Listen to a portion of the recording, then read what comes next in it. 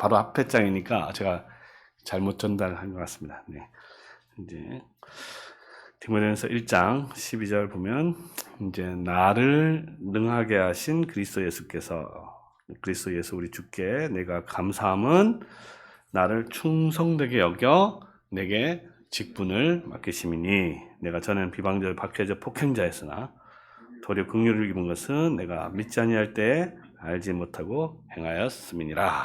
네, 여기서 이제 12절을 중심으로 해서 한번 생각해 보겠는데, 나를 능하게 하셨고 그리스도 예수 주께 감사한 이유는 나를 충성되게 여겨서 내게 직분을 맡기셨다. 그래서 이제 직분이라는 단어가 나옵니다. 오늘 주제는 이제 직분론인데, 직분론에 대해서 제가 이제 여러 가지 연구를 좀 많이 이제 해봤는데요. 일단 우리 한국 교회에서 꼭 알아야 될 것 중에 하나는 이제 직분론에 대한 올바른 교육, 이게 이제 교육의 필요성을 정말 많이 느낍니다. 그 이유는 뭐냐면 오늘날 이제 교회에서 이제 직분자 수련회 이렇게 해서 뭐 강사 초빙해서 이렇게 이렇게 교육을 하는 걸 보면 뭐 잘하는 데도 혹시 있을지 모르겠는데 내용이 그냥 그냥 정신교육, 예비군 정신교육 비슷한. 그래서 열심히 봉사하라, 뭐 열심히 헌금해라, 뭐 목사님 잘 모셔라, 일할 때 해라, 뭘 해라, 엄청나게 많은 것 같은데, 사실은 이제 이런 게 진짜 맞냐? 또 제가 계속 이야기하지만 이게 성경에서 말하는 바대로 지금 하고 있는 거냐는 또 다른 문제예요. 근데 요즘에는 더 문제는 뭐냐면 이 직분론에 대한 이제 무관심도 문제입니다. 이 성도님들 중에서는 이제 관심 있는 분도 있겠지만 없는 분도 계세요. 없는 분들은 주로 나는 직분이 안 될 건데 이렇게 생각. 이미 나이도 지나고 직분자가 되지도 않을 건데 굳이 그 직분에서 말 필요가 있냐? 그건 할 사람이 알아서 하라. 이런 생각들. 근데 이제 나 혼자만 예수를 잘 믿으면 되지, 이런 생각들이 있어요. 나 혼자만 예수 잘 믿으면 되지 라고 했을 때 문제는 뭐냐면, 나 혼자 예수를 잘 믿을 수 있습니까? 없다는 거예요. 이걸 의외로 예수를 믿는다는 거는요, 교회론을 제가 지금 계속 이야기하지만 예수님께서 한 생명을 구원한 거는 그 한 생명 자체를 구원한 게 아니고 둘이 한 몸이 되어서 한 지체를 위해서 구원을 얻었단 말이지, 하나하나 각자를 이렇게 뽑아서 구원했단 말이 아닙니다. 하나를 선택하시되 하나로 모아서 구원했단 말이에요. 하나의 백성을 만들고 하나님의 성전을 만들고 그리스도의 몸을 만들어서 구원하기 때문에, 그러면 이제 성경에 있는 모든 가르침을 보면요, 어떤 거는 개개인으로서 해야 될 게 있지만 전부 다 성경에 있는 명령들이 교회와 성도들을 향한 권면이라는 것을 알 수 있어요. 그렇기 때문에 나 혼자 예수 잘 믿으면 되지라는 그 생각 자체가 잘못됐다라는 것을 인식을 해야 이 직분의 중요성을 이제 인식하는데, 왜냐하면 직분을 통해서 교회가 세워지기 때문이에요. 승천하신 그리스도께서 직분을 줬고 직분자를 세워서 교회를 세우니까, 그러니까 직분에 대한 관심이 없단 말은 나 혼자 잘 먹고 잘 사는 게 관심 있고 교회가 세워지는 관심이 없다는 말입니다. 자, 근데 이제 직분자가 될 생각이 없으니까 관심이 없다. 이것도 이제 한번 생각해 볼 필요가 있는데, 어떤 면에서 보면 겸손하다고 할 수가 있겠죠. 직분자 나같이 그러니까 오늘 심지어는 보세요. 바울 사도는 이제 사도란 직분을 맡았는데 사도가 될 자격이 있습니까? 자격이 전혀 없었죠. 왜요? 전에는 어떤 사람이었어요? 비방자요, 박해자요, 폭행자였으나. 그러니까 나 같은 사람이 무슨 직분을 이런 식의 접근은 타당하지가 않다. 그리고 설사 나이가 들었다 하더라도 직분에 대한 관심이 있어야 되는 이유는 직분을 통해서 직분을 계속 세워야 되니까, 세우기 위해서는 만약에 우리 장로교, 이 교회가 아직 장로교, 독립교회로 알고 있지만 어쨌든 기본 틀은 장로교잖아요. 로마 카톨릭처럼 그냥 위에서 그냥 바로 임명해버리잖아요. 선출하지 않고 하면은 관심 없어도 돼요. 그쵸? 관심 가질 필요가 하나도 없어도 됩니다. 왜냐하면 어차피 내가 아니더라도 그 위에서 그냥 점지하는 그냥 시키면 시킨 대로 따라가면 되는 거거든요. 근데 우리 장로교에서는 기본적으로 직분자들을, 회원들, 교회 회원들의 선거를 통해서 세웁니다. 수단이에요. 수단을 통해 세우기 때문에 성도들이 직분에 대해서 제대로 모르면 제대로 선거가 되겠습니까? 안 되는 거죠. 세상과 똑같은 형태의 투표가 이루어집니다. 세상과 똑같은 투표라는 게 뭐예요? 투표를 할 때 누구한테 투표합니까? 자기 친한 사람, 자기 좋아하는 사람, 자기한테 밥 한 끼 사는 사람, 이런 거 아니에요, 그거. 그게 세상 투표가 뭐가 차이가 있겠습니까? 그러면 교회와 세상은 똑같은 거예요. 그리고 이제 직분론을 제대로 교육이 안 됐을 때 문제는 뭐냐면, 결국은 그 자리가 있죠. 자리를 누가 차지하느냐. 누가 차지해요? 자리를 탐하는 자들이 그 자리에 앉게 됩니다. 자리를 탐하는 자들. 심지어는 원수들, 제가 얘기했지만 원수들, 가룟 유다도 이제 그 가룟 유 같은 사람들도 그 자리를 갖다 차지하게 되는 것이죠. 그러니까 그런 자들이 자리에 앉게 되면은 교회가 어떤 현상이 벌어지냐면, 자리에는 관심이 있죠. 자리에는 관심이 있지만 뭐에는 관심이 없어요? 거기서 하는 일에는 관심이 없어요. 일은 안 하고, 일은 뭐 대충대충 하고, 자꾸 미루고, 부실하고. 그렇지만 그 자리가 주는 이 어떤 유익이랄까, 자기 만족은 항상 있게 되는 거죠. 그리고 이제 최악은 뭐냐면요. 최악은 직분론이 제대로 교육이 되지 않았을 때, 교회가 선거를 하고 나면 항상 시험에 들어요. 저는 이제 이해가 안 가는데, 사실은 교회가 직분자 선거를 하면은 시험에 든다. 이게 말이 됩니까? 안 됩니까? 예? 이런 거죠. 선거에서 떨어진 사람이 딴 데 가버리고 하고 그런 거잖아요. 이거는요, 만약에 그런 현상이 벌어진다면, 근데 사실은 이 교회도 그렇게 될 수도 있었을지 모르겠어요. 그 역사가 모르겠는데, 대부분의 교회가 그렇다는 건 뭐냐면, 형태는 교회지만 뭐예요? 실제로는 세상하고 똑같은 거죠. 그러니까 직분자가 하나님께서 세웠다 말은 그렇게 하지만 아무도 그렇게 생각 안 하는 거예요. 하나님께서 세운 것도 아니고 그냥 자기 좋아서 했다가 이제 사람한테 안 뽑히니까 창피한 이유도 모르겠어요. 왜 창피한지도 모르겠어요. 어쨌든 창피한가 봐요. 창피하니까 그냥 교회 못 다니겠다 그런다. 그러니까 교회를 순전히 세상 동호회 친목회와 똑같이 생각한 거죠. 그러니까 교회가, 근데 저도 이제 이 직분론에서 강의를 하게 되면 아무리 사실 우리 한국 사람들은 이걸 교육을 해도 잘 안 되는 것 같아요. 교회에서 아무리 잘 한다고 해도 결국 마지막은 이제 선거예요, 사실은. 앞에 제가 아무리 많은 걸 가르쳐도 사실은 이제 선거가 이제 핵심이에요, 사실. 누굴 뽑느냐. 사실 이제 누굴 뽑는 별로 중요한 게 아닌데, 누가 됐냐. 직분자 선거하면 제일 먼저 누가 됐냐 이렇게 묻거든요. 사실 별로 중요한 것도 아닌데. 근데 그 사람이 정말 그 일을 하느냐 안 하느냐, 일에 대한 관심이 있는 건 아니고. 그래서 이제 선거가 끝나고 나면 항상 거의 대부분의 교회가 시험에 빠지게 됩니다. 빠지는 이유는 뭐냐? 실제로는 선거를 했지만 이게 세상과 똑같이, 그렇죠? 세상 사람들과 똑같이 그렇게 했다. 이렇게 생각하면 되는 거죠. 그렇기 때문에 그렇게 빠지지 않으려면 이 직분에 대한 교육이 평소에 철저하게 교육을, 근데 철저하게 교육도요, 정말 철저하게 해도 될까 말까, 제가 보기에는.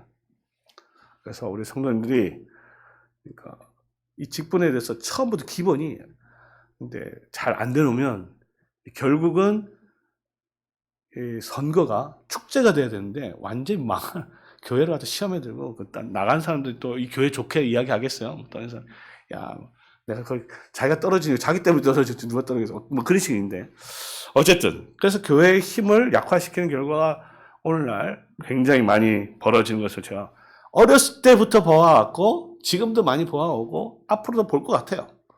근데 이제 이 교회는 그렇게 하면 안 되죠. 근데 작은 교회는요, 이런 거 한 번씩 해가지고, 그러면 차라리 있잖아요, 직분자를 안 뽑는 게 훨씬 낫습니다. 뭐 때문에 뽑아요? 안 그래요?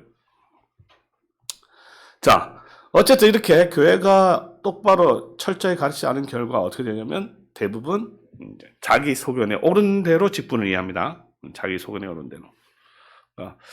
직분자 교육을 하는 중요한 이유는 뭐냐면요. 이 자기 소견에 옳은 생각들을 하나로 모으게 됩니다.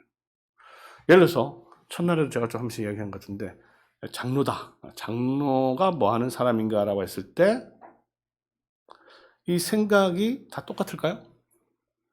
다 똑같아야 된단 말이에요. 다 똑같아요. 첫날에 제가 목사도 이야기했지만 목사가 뭐 하는 사람이야? 이 생각이 다 같아야 되는 거예요. 왜 같아야 되냐? 목사가 뭐 하는 사람인지 알아야 거기에 필요한 은사가 뭔지도 이제 우리가 인식을 하게 되고 그러면 그 중에 분별력을 사용해서 어떤 사람인지를 이제 우리가 잘 투표를 통해서 확인하게 되는 건데 그게 안 되면요. 아까도 얘기했지만 각자 소견에 옳은 대로 이제 투표를 해버리는 거예요. 그러면 예를 들어서 어떤 장로가 훌륭한가 했을 때요. 이제 사람마다 다 답이 달라요. 제가 보기엔 정말 달라요. 달라도 너무 다를 수가 없어요. 예를 들어서 있잖아요. 목사님한테 물어보잖아요. 목사님한테 물어보면 거의 100% 아니면 99.99%는요. 좋은 장로는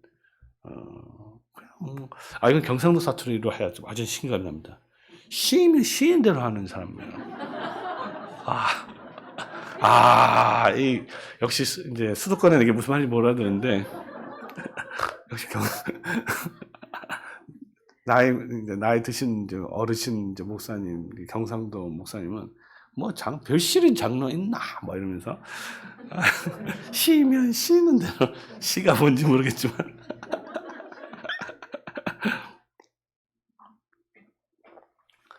근데 이제 똑같은 질문 장로님 하잖아요. 장로들 모임에서 장로회 모임에서 와서 장로님 어떤 장로가 좋은 장로냐 이렇게 물어봐 보면 참고로 저희 장인어른이 장로님이시고 한 20-30년 하고 이제 한 20년 정도 하고 이제 은퇴하셨는데 이제 아버님 제가 이제 신학 교수니까 장로 은퇴하셨는데 좋은 장로는 도대체 어떤 장로가 좋은 장로입니까? 이렇게 물어봤어요. 그때 대답을 아직도 기억납니다. 한참을 생각하시더니요.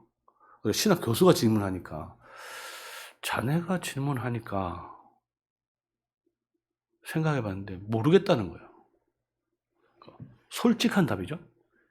20년이나 장로를 봉사했는데 도대체 뭘 하는 게 정말 장로하는지 모르고 20년을 열심히 한 거야. 이럴 수 있습니다. 왜냐하면 한 번도 목사가 뭐 하는지 장로가 뭐 하는지 제대로 이렇게 배우지 않잖아요. 그럼 몰라요. 심지어 장로님들도 모릅니다. 뭐 어떤 청년들한테 물어보니까 장로님은 그냥 뭐 별 특별한 장로는 아니에요.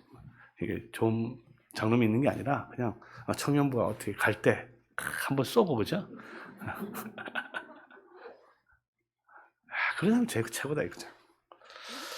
어떤 이제 나이 드신 평신도 분한테 이제 물어봤어요. 물어보니까 자기 교회 장로님 장로 엄청 하더라고요. 그래서 뭘 하시는데 그렇게 자랑하시냐 물어보니까 이 장로님은 아침 일찍 교회 와가지고 청소도 하고 주차 관리도 하고 교회를 갖다 도맡아서 열심히 나간다는 거야.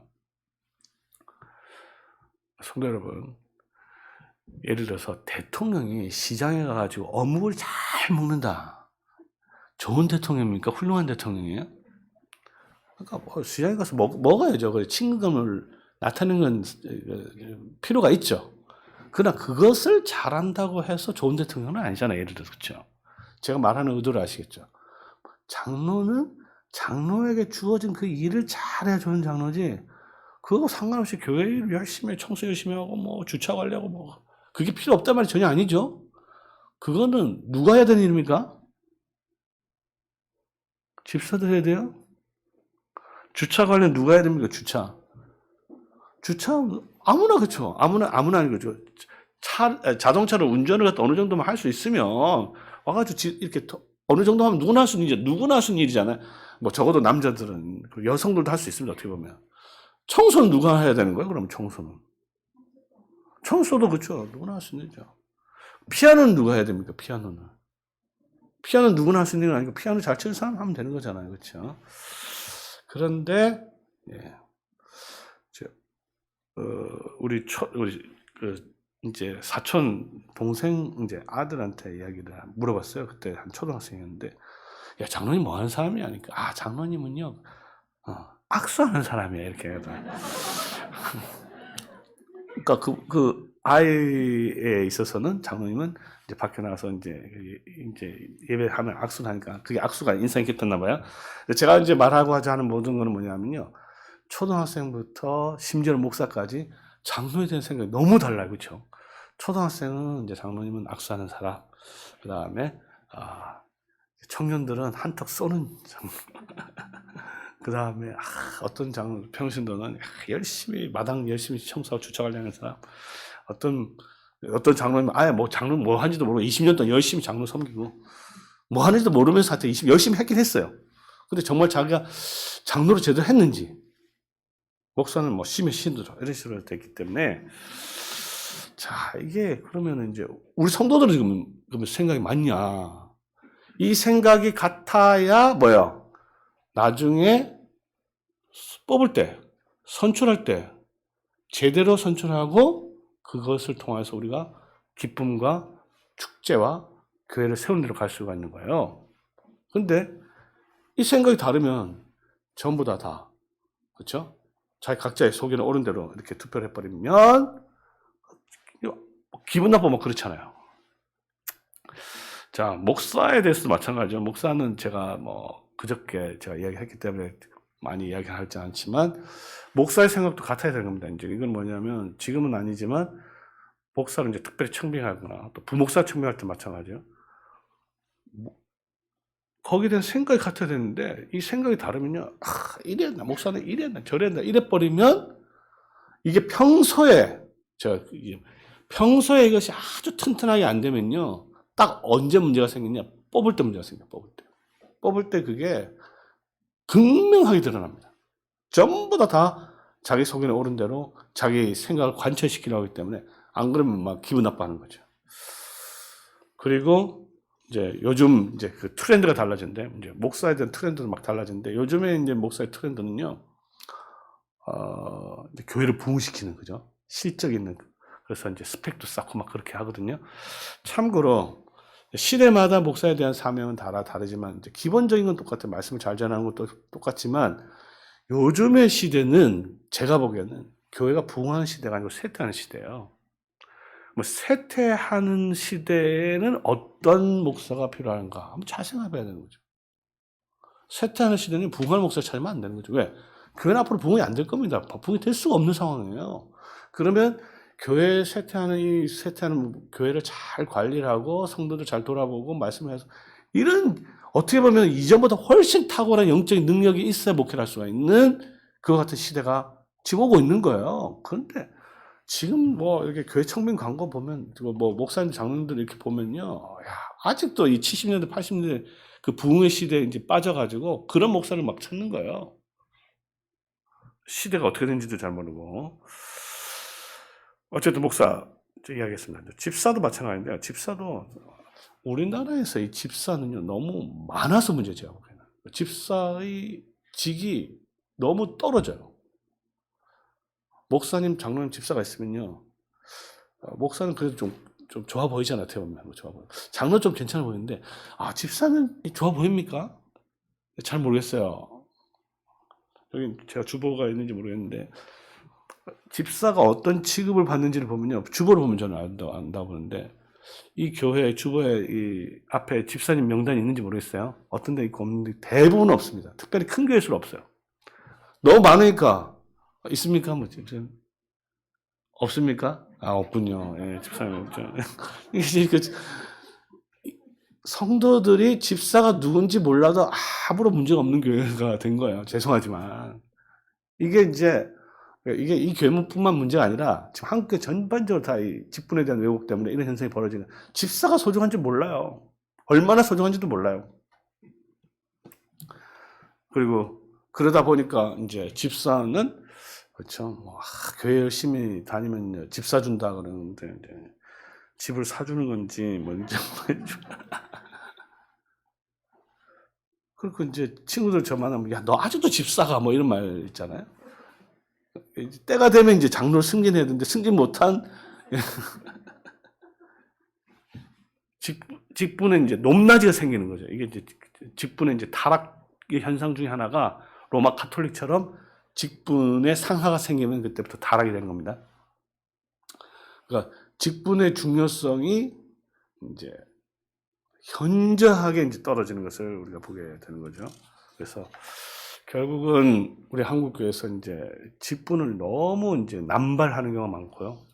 남발하고 숫자가 너무 많고, 그러다 보니까 숫자가 많으면 그 직분 자체가 이 소중함이 떨어질 수밖에 없어요.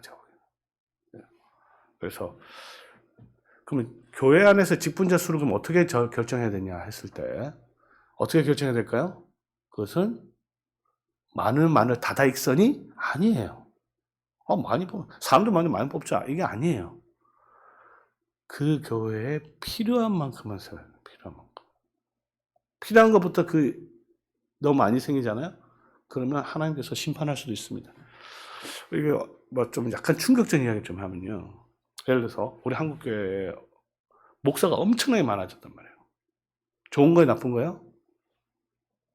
야, 목사 많으면 좋지, 이렇게 생각할 수 있지만요. 엄청나게 많은 사람들이 필요 이상의 목사들이 생겼습니다. 참고로 제가 이제 수원 그 안양에 있는 교도소에 가면요, 전직 직업 중에서 목사가 제일 많아요. 그 이유는 뭐냐면 주로 개척교 목사님들, 그렇죠? 하다가 빚을 못 갚아서 사기죄 다 들어간 거예요.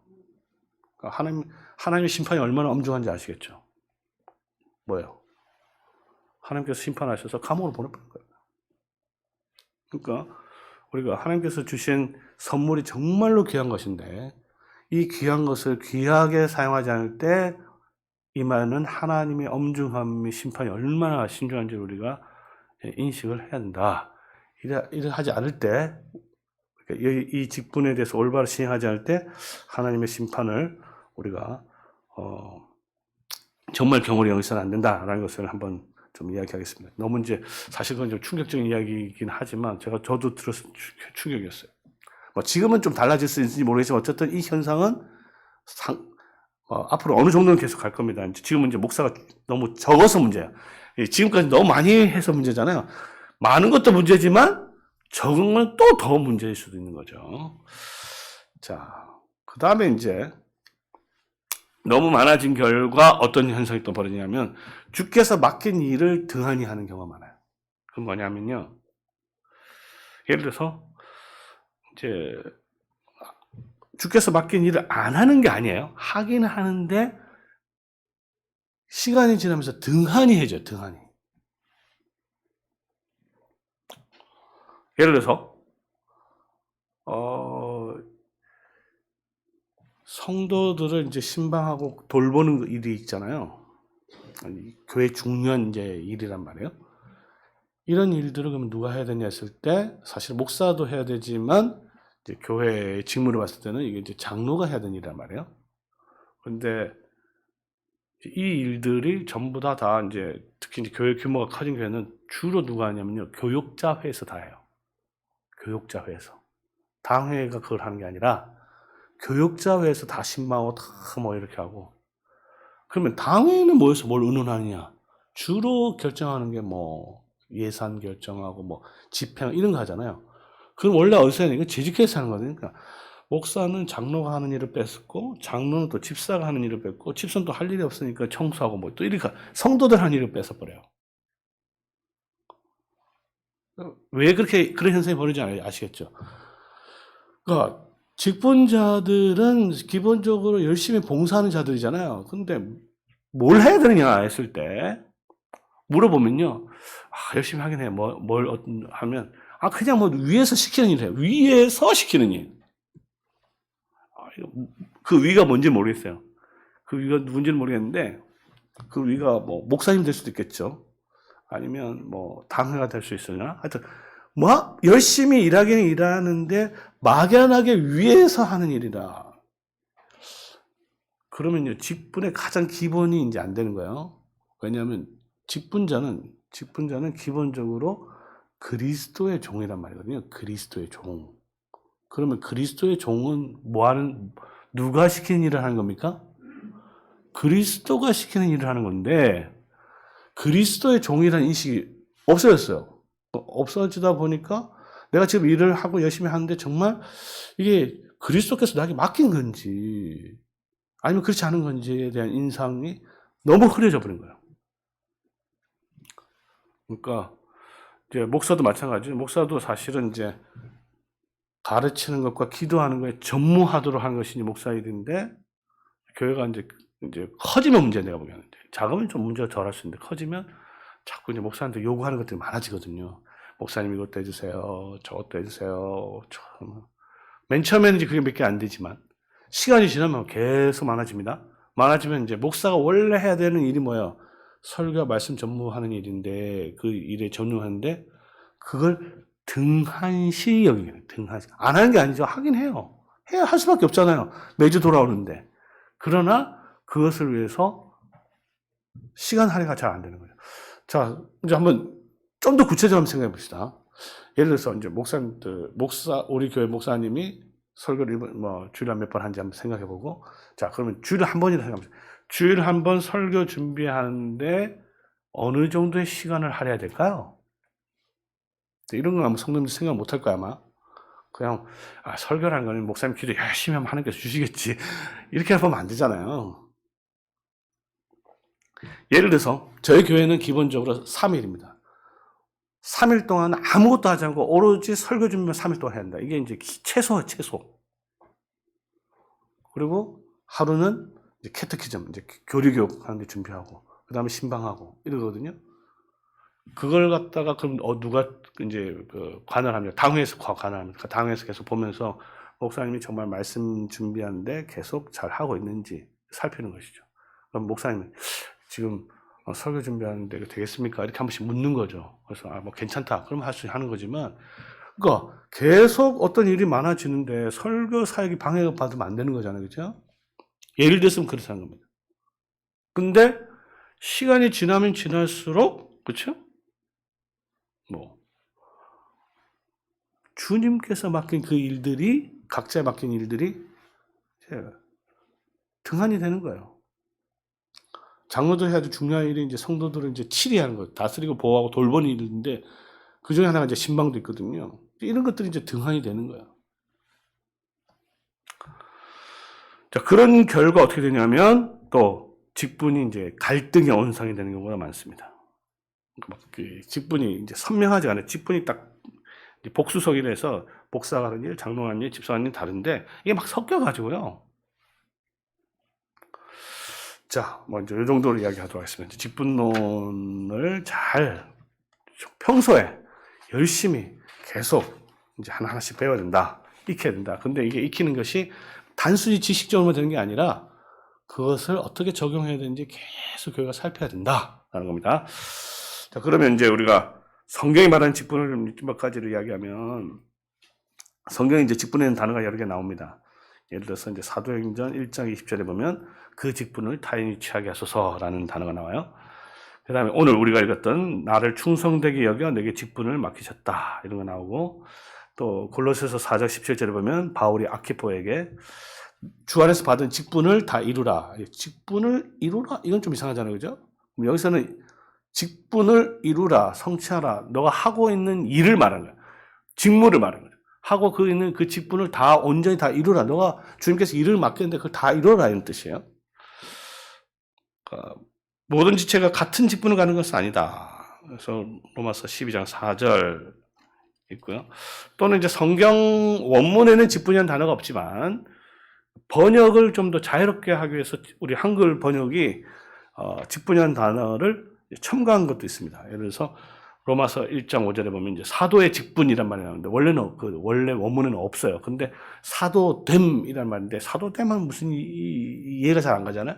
그래서 좀 더 분명하게 하기 위해서 사도의 직분이라고 번역하기도 하고, 그래서 복음의 제사장 직분, 이제 로마서 15장 16절에 나오는 아주 중요한 것인데 이것도 제사장됨인데 제사장의 직분이라고 번역을 하고 있는 것을 보게 됩니다. 그러니까 이것들은 이제 사도됨, 제사장됨 이런 것들은 사도가 하는 일, 제사장이 하는 일이 되겠습니다.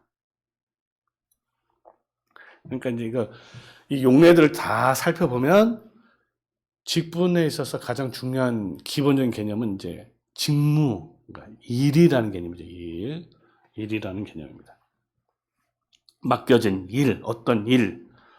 그러니까 직분을 맡겼다는 것과 직무를 맡겼다는 말은 사실 같은 말이 되는 것이죠. 자, 그런데 이제 이 직분에 해당하는 단어가 이제 디아코니아라는 말인데요. 이게 섬기는 일이에요. 일은 일인데 이제 섬기는 일이에요. 그리고 이제 히브리에서는 이제 에베드라는 단어를 쓰는데 이제 종으로서 섬기는 일이에요. 종으로서 섬기는 일이고, 특별히 이제 섬기는 게 많죠. 뭐 우리도 이제 섬긴다는 말을 여러 가지 이제 자연스럽게 쓰는데, 디아코니아는 기본적으로 이제 식탁에서 봉사하는 일이에요. 식탁 봉사. 식탁에서 봉사하는 일이고, 그 예배 시간에 식탁 봉사는 이제 성찬식을 이야기하는 것이겠죠. 그리고 구약 시대에서 섬기는 거는 기본적으로 이제 제사장이 예배 시간에 섬기는 거예요. 그래서 예배와 직분은 아주 밀접한 관계가 있습니다. 그러니까 뭐 다 섬기는 거죠. 어떻게 보면 다 섬기는 거지만 그리스도의 종으로서 예배 시간에 하나님 나라의 백성들을 그리스도를 대신하여 섬기는 것이라고 볼 수 있습니다. 근데 사실은 이제 구약에서 하는 제사장 일은요, 만약에 예배 시간이 아니라 예배 성막 밖에서 하는 일이면요, 사실은 이제 우리나라 치면 무슨 일을 하는 겁니까? 제사장이 아니라 백정이에요, 백정. 그렇잖아요. 각을 뜨고 뭐 그죠, 피를 뽑고 뭐 삶고 뭐 하는 이 모든 일도 사실은 우리나라에서 백정들이 하는 일이거든요. 근데 똑같은 일이지만 이게 예배 시간에서 하는 일이라면 이제 엄청나게 귀한 일이죠. 그래서 예배 시간에 그리스도를 대신해서 하나님의 백성들을 섬기는 그 일을 하는데 특별히 이 직분이라는 단어가 사용되는 거예요. 자, 그러면 이제 우리가 알아야 될 게 뭐냐면 이 섬기는 일이 이제 크게 이제 두 가지만 나눠요. 그 뭐냐면 모든 성도들에게 맡겨진 직무가 있어요. 모든 성도들에게 맡겨진 직무가 있고, 모든 성도 중에서 특별한 사람들에게 주어진 특별한 직무가 있어요. 우리가 이제 그것을 구분하면서 그러니까 어떤 측면에서 보면 우리 모두가 직분자라고 볼 수 있고, 또 어떤 측면에서 보면 특별한 사람들만 또 직분자라고 할 수 있습니다. 자, 그러면 모든 사람이 가지고 있는 직분자가 뭐냐? 그것은 그리스도인이라는 직분이에요. 그리스도인.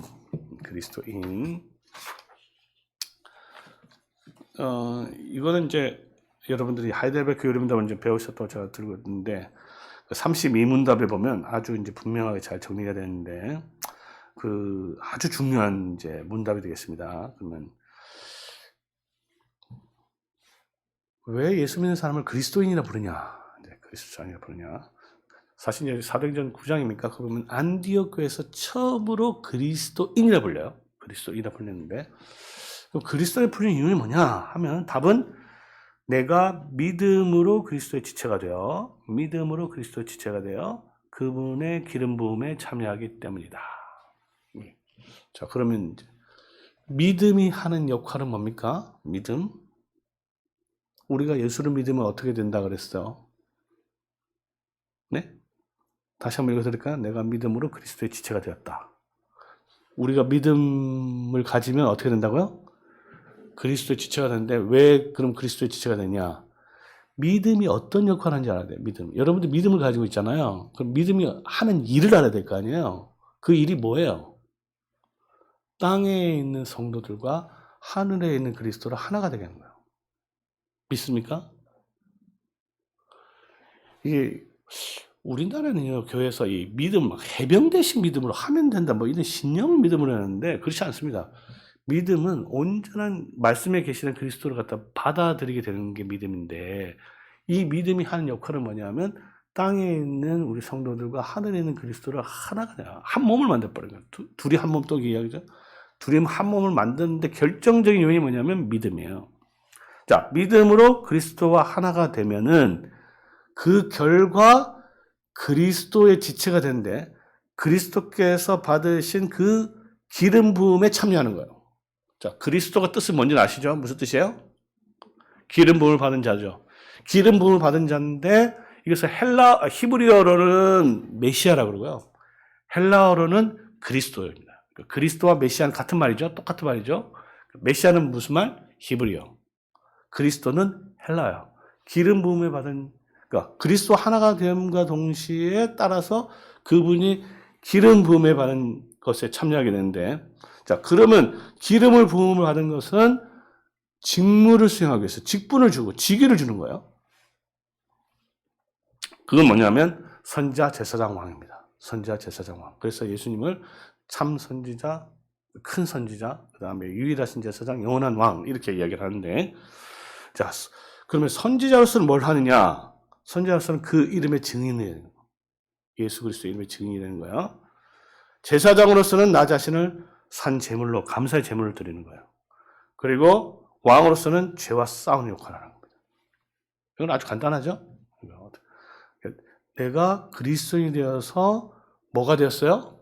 선지자가 되었고 제사장이 되었고 왕이 되었다. 우리 보통 만인 제사장설 이런 거 들어보신 적 있나요? 무슨 말이에요? 모든 신자는 다 제사장이란 말이에요. 제사장이란 말은 무슨 말이에요? 모든 신자들은 다 감사의 제물을 자기 몸으로 하나님께 드리는 자들이다. 근데 더 나아가서 모든 신자는 또 뭐예요? 선자 역할, 선자. 그거는 새로운 무슨 계시를 받았다는 게 아니라 그의 이름의 증인이 되기 때문에, 예수 그리스도의 이름의 증인이 되기 때문에 선자 역할을 하는 것이고, 그 다음에 왕으로서 마귀와 죄에 대해서, 죄와 마귀에 대해서 싸우고, 그리고 모든 피조물들과 다스리는 그와 같은 역할을 하기 때문에 왕이다. 왕이 하는 역할이 싸우는 거잖아요. 자, 그러면 신자는 믿는 자잖아요. 신자가 믿음을 통해서 그리스도와 하나가 되었고 그 결과로서 그리스도의 기름 부음에 참여해서 그 직분을 얻게 되는 거예요. 얻게 되니까 신자들은 이제부터 그리스도인이라는 직분을 얻게 돼서 그리고 선지자로서 제사장으로서 왕으로서 그 이름의 증인이 되고 몸을 감사의 제물로 드리고 그 다음에 죄와 싸우는 역할을 하게 됩니다. 이 점에 있어서는 우리 모든 성도가 동일한 직분을 받은 거예요. 자, 아시겠죠? 자, 근데 중요한 거는 이거는 모든 신자들 다 가지는 거예요. 그런데 모든 신자가 다 똑같은 이런 직분을 받았지만 선지자로서 그 이름의 증인이 되어야 되지만 공회 앞에서 하나님의 말씀을 설교하는 권한을 받았다? 그건 아니란다. 만인 제사장이 만인 목사는 아니에요. 자, 그리고 제사장으로서 우리 감사의 제물을 드리고 선한 일을 해야 되죠, 당연히. 그러나 교회의 공식적인 위탁을 받아서 가난한 자를 돌보고 필요한 자에게 재정을 지출하는 일은 모든 신자에 허용된 게 아니에요. 그거는 그 일을 맡겨진 집사에게 주어진 거죠. 우리가 죄에 대해서, 마귀에 대해서 싸워야 되죠? 싸워야 되지만 그럼에도 불구하고 우리 가운데 있는 죄인을 범한 사람들, 그 죄를 범한 자들을 교회 안에서 권징하고 출교하고 회원권을 갖다가 행사하는 것은 아무나 하는 것이 아니고 그 일을 맡겨진 장로 7회에서 장로들이 그 일을 수행하는 것이죠. 이것을 정확하게 구분할 수 있어야 모든 사람이 가지고 있는 직분자라는 생각과 특별한 사람에 주어진 직분자를 우리가 구분할 수가 있게 되는 겁니다. 이게 안 돼 있으면요, 막 뒤섞이게 되는 거예요.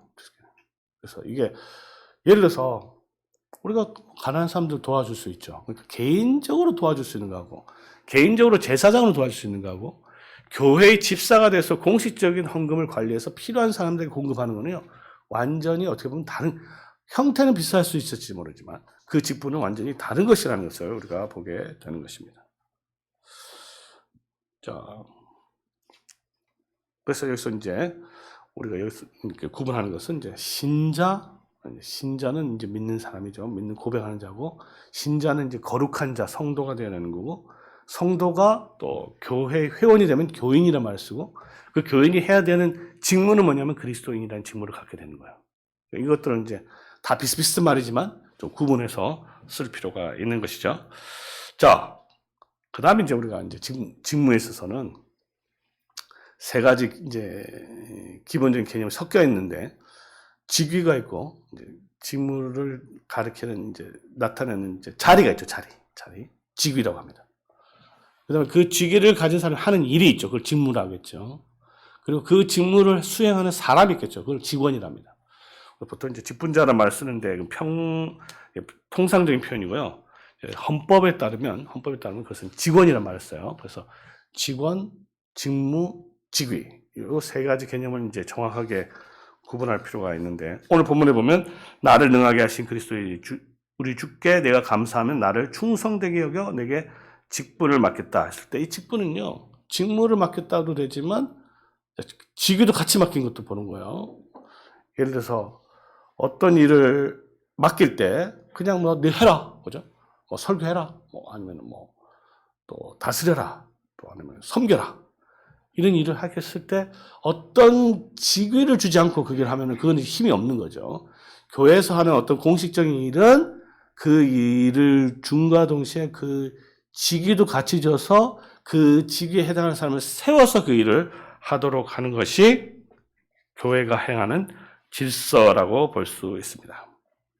그래서 이제 직분이 중요한, 그러니까 직무와 직위와 직원이 있는데 이 세 개 중에서 당연히 중요한 것은 뭐예요? 직무가 되는 거죠. 뭘 하는 사람이에요, 도대체? 그러니까 철저하게 직무 중심적으로 이 교회를 생각을 해야 이 직분론이 제대로 수행된다는 것을 우리가 알 수 있습니다. 예를 들어서 이제 이렇게 얘기할 수 있어요.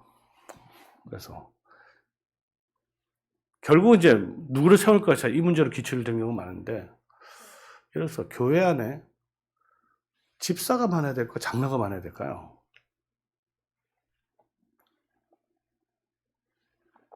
이런 거는 이제 뭐 생각을 아마 해본 적이 없을 수도 있을 겁니다. 그렇죠? 자, 직무 중심적으로 생각해 보면 이제 답이 있는 건 아니에요. 집사가 많아야 돼요, 장로가 많아야 돼요.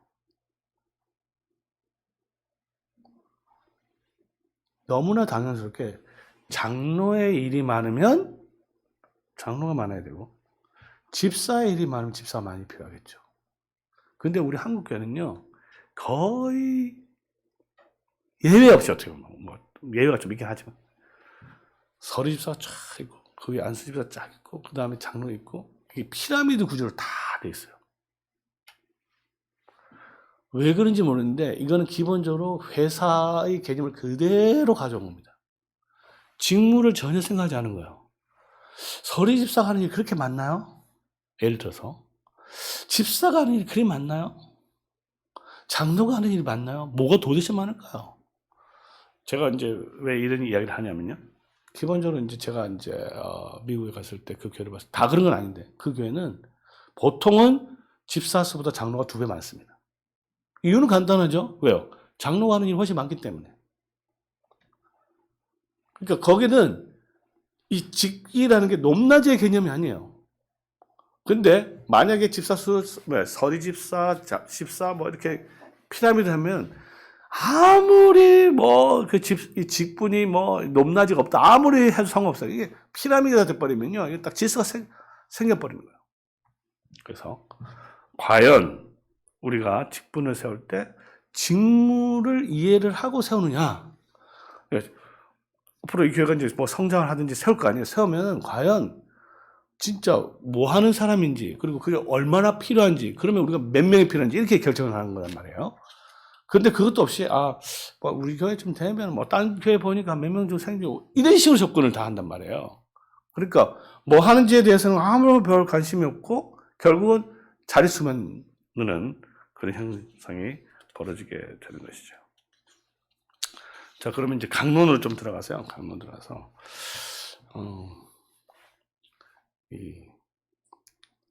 결국 이제 직무라고 했을 때, 이제 목사직은 제가 첫날 했으니까 이제 장로와 집사직을 조금 더 구성을 하면은, 장로는 기본적으로 이제 칠의자란 뜻입니다. 칠의자. 장로는 나이가 많다는 뜻이잖아요, 원래. 근데 나이가 많다는 건 직분론적 개념이 아니에요. 나이가 많은 사람이 도대체 하는 일이 뭐냐? 아무리 생각해도 모르겠죠. 근데 칠의자는 직분론적 개념이죠. 하는 일이 뭐예요? 다스리는 거죠. 그럼 다스리는 자들이 장로교에서는 7위회를 구성해서 다스립니다. 그게 장로교 정치의 아주 중요한 기본이에요.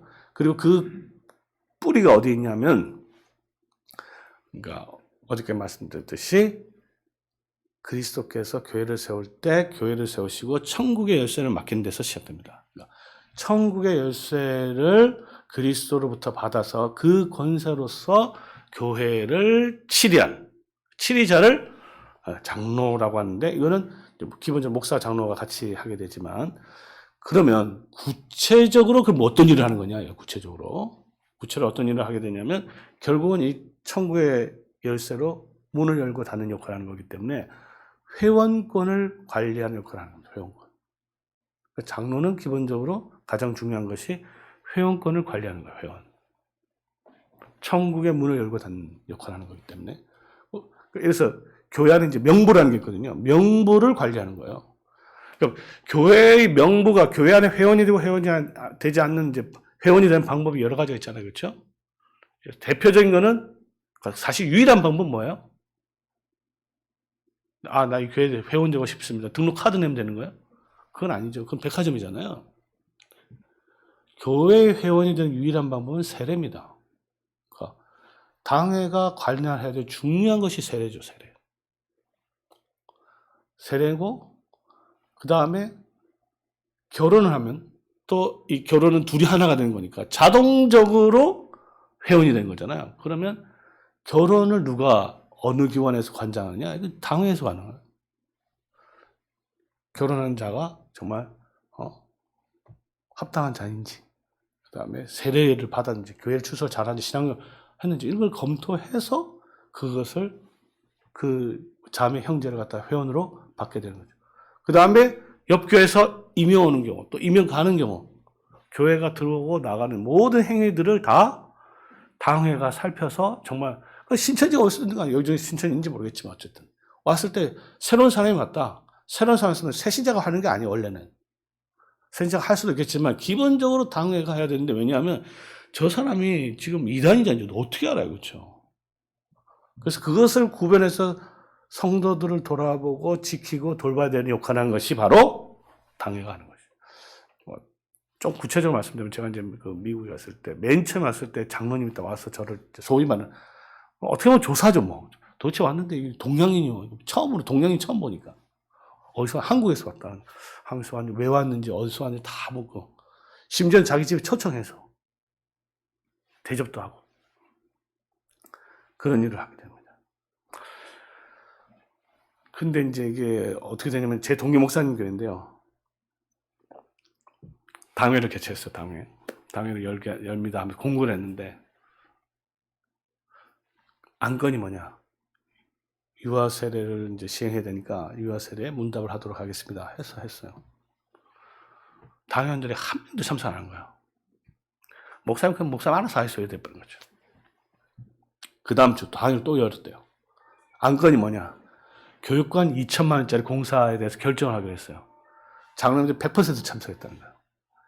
이게 지금 제가 보기에 일반적으로 한국 교회의 현상이라고 저는 볼 수 있는데, 뭐냐면 치리자들에게 맡겨진 직무는 뭐냐면요, 하나님께서 성도들, 양떼들을 돌보도록 하기 위해서 그 일을 맡기신 거란 말이에요.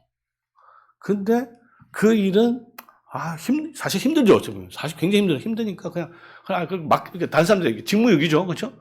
목사님 알아서 하자. 목사님인데 난 잘 모르니까 목사님도 한다.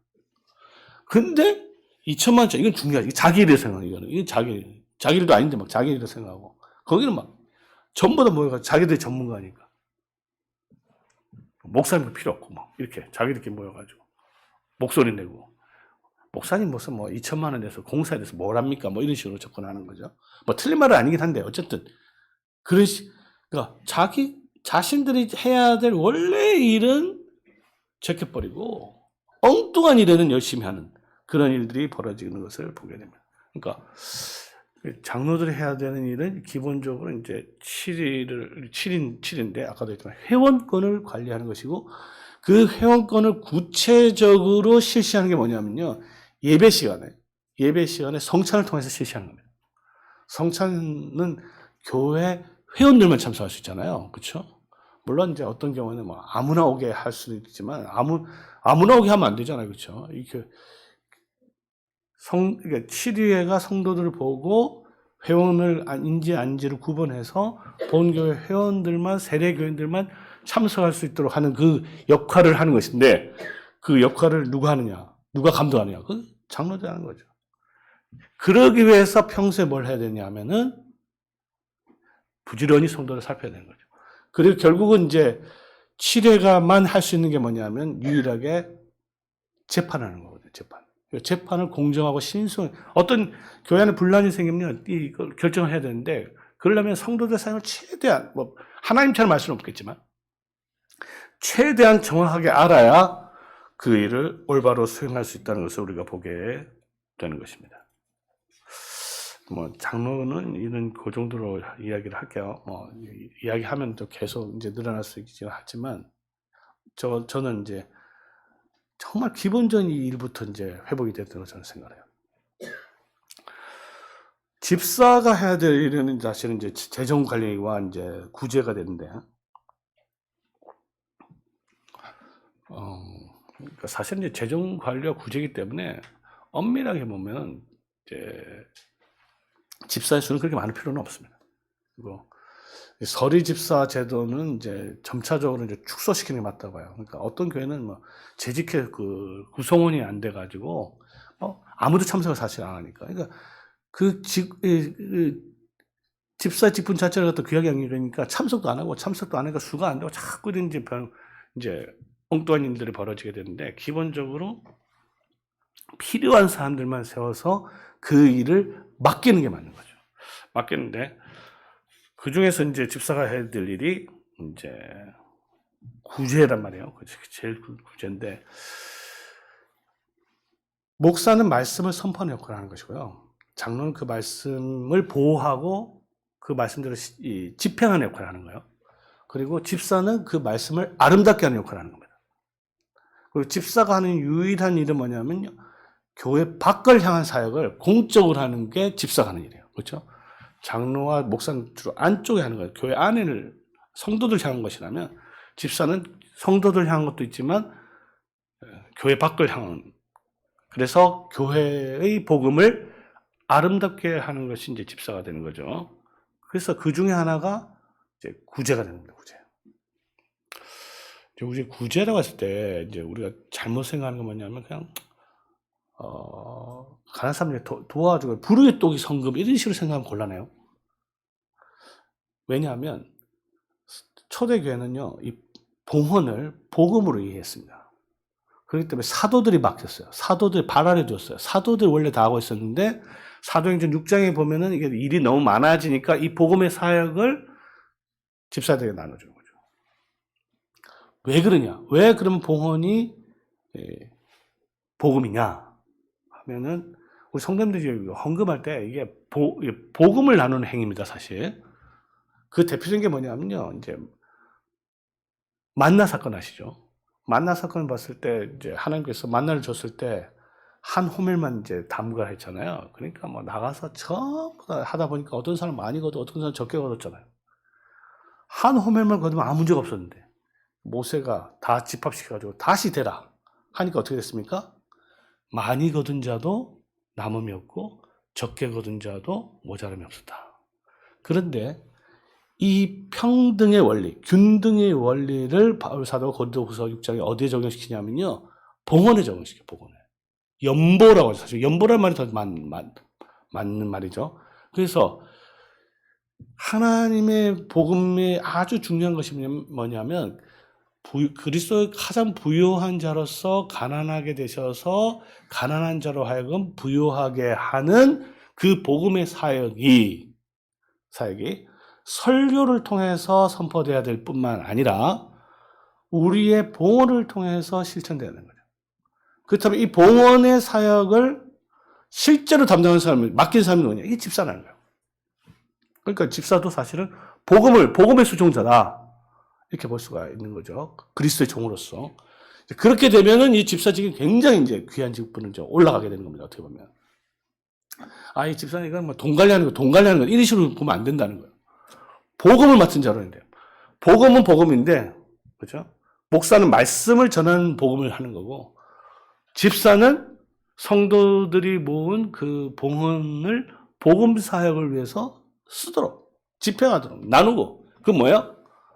필요한 자들에게, 우리가 부유한 자로서 필요한 자들에게 공급함으로써 균등의 복음을 실천하는 그 직무를 하도록 하는 거죠.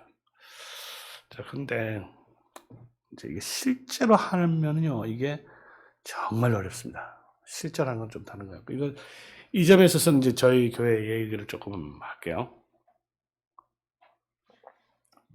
왜냐하면 이제 항상 가난한 사람들 교회 있잖아요. 항상 가난한 사람 교회 있는데 그 가난한 사람들이 돈이 필요할 때 교회에 좀 도와달라 이렇게 말하기가 쉬워요, 어려워요? 어렵죠? 거의 불가능하죠? 만약에 어렵다면 그 교회는 뭔가 문제가 있는 거예요. 왜냐하면 이걸 해야 되는데 성도들이 어렵다고 느끼면 그 교회 자체가 뭔가 문제가 있는 거잖아요. 심각한. 복음, 오늘 대부분의 교회가요, 교회 안에 있는 가난한 자들의 구제를 못 합니다. 돈은 많이 있어도. 왜냐하면 가장 큰 이유는 뭘까요? 예수님의 말씀을 갖다 귀를 안기는 게 문제죠. 예수님께서 구제할 때 아주 중요한 원칙을 내놨습니다. 뭐죠? 예? 오른손이 하는 것을 왼손이 모르게 하라. 할 수 있습니까? 없습니까? 교회 안에서 그걸 할 수 있어요? 없어요? 할 수 있어야 되는 거예요. 할 수 있으려면 집사회에 전적으로 맡겨야만 가능합니다. 우리 예를 들어서 저희 교회는 이제 집사 수도 이제 3명밖에 안 돼요. 숫자 자체가 작아요. 그리고 구제 헌금을 1년에 이제 특별히 구제만을 위한 헌금을 이제 4번 정도 하는데 한 번 헌금 모이면 한 200~300명씩 모입니다. 그리고 여기에 대한 권한은 절대적으로 그 3명의 집사가 결정하고 그 다음에 얼마 어떻게 집행되는지 아무도 모르게 돼요. 그분들 중에서 한 명만 알아요. 그렇게 시스템화 해놨어요. 그렇게 돼야 매달 며칠, 이번에 구제헌금이 한 250만 원 걸렸습니다. 필요한 분들은 매달 며칠까지 집사 누구에게 공지를 알려달라. 그러면 이제 그 질서에 따라서 이제 시행을 하게 되거든요. 그러면 필요한 사람들과 신청을 해서 이제 받아가게 되는데 아무도 몰라요. 아무도 모르게 해야 이와 같은 직무가 제대로 수행이 되는 겁니다. 여러분의 교회가 그걸 그대로 따라하는 게 아니라 제가 말씀드리고 싶은 건 뭐냐면 이 복음의 사역이 실제로 수행이 되도록 하는 게 더 중요하잖아요. 그럼 구체적으로 하는 거는 정말로 연구를 많이 해서 그 집사회가 그 일을 해야. 집사를 왜 세웠어요? 안 그래요? 복음의 사역을 하도록 그리스도께서 맡기는 일을 하도록 했는 건데 이 점에 있어서 모든 직분자들은 정말 두려워야 되는 게 뭐냐면요. 예수님께서 다시 오셨을 때 내가 너한테 직무를 맡겼는데 뭐 했냐? 열심히 청소했습니다. 이건 아니잖아요. 너 집사 세웠는데 왜 집사 세웠어? 가난한 사람을 돌아보는데 가난한 사람 몇 명 했냐? 교회 안에 공적으로. 개인적으로 하는 게 아니고. 그렇죠? 자, 이제 요 정도 이렇게 직분의 본질적인 것 몇 개 얘기했습니다. 이것만 잘해도요. 제가 보기엔 직분은 회복이 된다고 저는 생각하고 있습니다. 자, 이제 마지막에 이제 제가 하고 싶은 말은 이제 어떻게 뽑느냐 문제인데. 자, 직분자는 그리스도 종이기 때문에요. 그리스도께서 선출합니다. 세우는데 승천하신 그리스도께서 세우는데 불러서 이걸 소명이랍니다. 불러서 세워요. 불러서 합니다. 그런데 문제는 뭐냐면 이 부르심이 안 보여요. 그렇죠? 안 보입니다. 근데 이제 이 부르는 방법을 교회마다 달라요. 다른데 장로교회는 교인들의 회원들의 투표를 통해서 합니다. 투표인데 자, 그럼 성도들은 자, 직분이 뭔지 알죠? 성경을 통해서 우리 배웠죠? 그럼 거기에 필요한 은사가 뭔지는 또 우리가 분별할 수 있습니다. 그렇죠? 그래서 목사가 예를 들어서 설교하는 직무가 목사라면 거기에 필요한 은사는 뭐예요? 설교를 잘하는 은사가 필요한 거고 장로일은 다스리는 거니까 다스리는 것을 잘하는 은사가 필요한 거고, 그죠? 예를 들어서 장로는 7위 회를 구성해서 다스리는 거니까 적어도 회의를 잘하는 사람을 세워야 될 거 아니에요, 그렇죠? 뭐 회의를 잘하는 사람은 어떤 사람이 잘하는 사람이죠? 필요한 자질이 뭡니까? 그래서 회의를 하는 이유는 뭐냐면요, 모여서 더 나은 안건을 만들기 위해서 모이잖아요. 그렇지 않으면 모일 필요가 하나도 없잖아요. 누구 한 명 시켜서 하면 되는 거잖아요. 그러니까 회의를 잘하기 위해서는 남을 나보다 낫게 여기고 자기 고집대로 하지 않는 이런 구절들이 있어요. 그런 자질들, 그런 은사잖아요. 그러니까 하는 일이 있어요. 그건 회의를 통해서 다스린다. 거기에 필요한 자질들은, 은사들은 겸손이다. 예를 들어서. 그 사람이 누구냐? 라는 거는 성도들이 분별력을 사용해서 이제 해야 되는데, 최종적으로는 그것을 어떻게 확인하느냐? 투표를 통해서 확인하는 거죠. 성도들 투표. 자, 그럼 여기서 이것을 잘 하면 어떻게 되겠어요? 그 직무를 잘하는 사람이 세워지겠죠. 이걸 제대로 이해하지 못하면 어떻게 될까요? 자기 소견에 오른 대로 친한 사람이 되는 거예요. 자, 그런데 여기서 이제 알아야 될 게 뭐냐면, 교회 안에서의 투표는요, 하나님의 뜻을 확인하는 작업입니다. 다시 한번 이야기할게요. 교회 안의 투표는 뭐라고요? 하나님의 뜻을 확인하는 작업이에요. 이거 모르는 사람 아마 없을 거예요. 그런데 세상 투표하고 사실은 형태는 똑같거든요, 어떻게 보면. 자, 세상에 투표합니다. A라는 사람한테 투표를 해요. B가 있고 A라는 사람 투표했어요. A라는 사람한테 투표합니다. 왜 투표하죠? 저 사람을 내가 당선시키기 위해서 투표하잖아요. 그렇죠?